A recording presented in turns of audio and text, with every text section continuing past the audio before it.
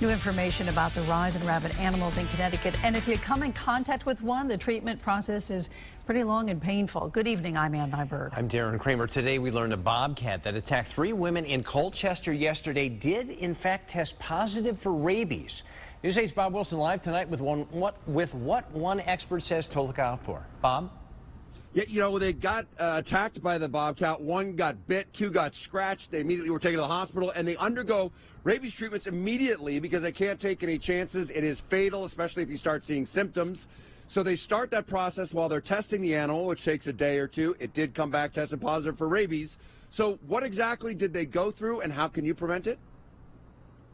While 3 women were attacked by a rabid bobcat in Colchester on Tuesday, deep wildlife biologists say foxes, skunks, and raccoons are far more common animals infected with rabies. If you looked at raccoon populations, it would fluctuate. As the raccoon population increases, there's a greater percentage of rabies testing positive. So yes, it is a population-dependent disease. If you take a look at the most recent numbers for 2015, 85 raccoons, 44 skunks, and 27 bats round out the top of the list with the bobcat at the bottom.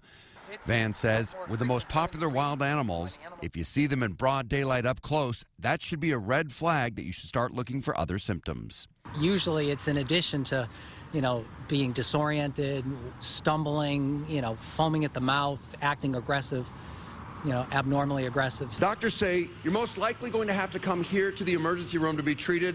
Like St. Francis, they keep the live virus vaccine on hand, and because it is live, doctors' offices usually don't stock it or keep it.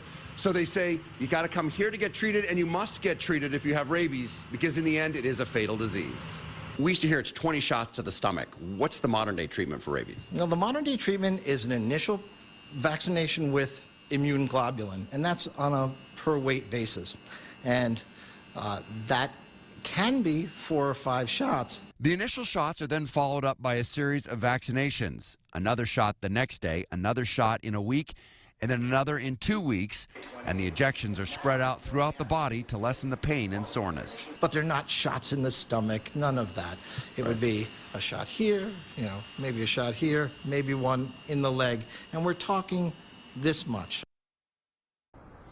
Now, the interesting thing about rabies is that an animal could be frothing the mouth, super aggressive, but Chris Van says also it could be laying there dormant, kind of sleepy, just out of its mind, laying there, and then all of a sudden snap to.